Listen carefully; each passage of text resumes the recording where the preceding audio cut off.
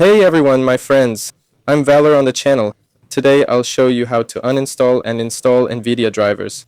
Honestly, reinstalling drivers or uninstalling them doesn't really make any sense because when you install new drivers, the old ones are automatically removed, right? To do this, all we need is to go to the Microsoft Store. If you don't have the store, you can download it through your browser. And here we've got something called NVIDIA.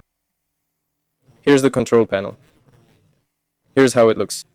You open it, or if it's already installed, you open it from here, right? And our application opens. Here's GeForce Experience.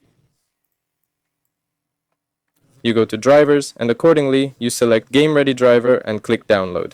After that, the drivers will start installing and automatically reinstalling. You can also download it through your browser. That is, you just type NVIDIA GeForce Experience, go to the site, and download it. Right, Valor was with you. Goodbye, everyone.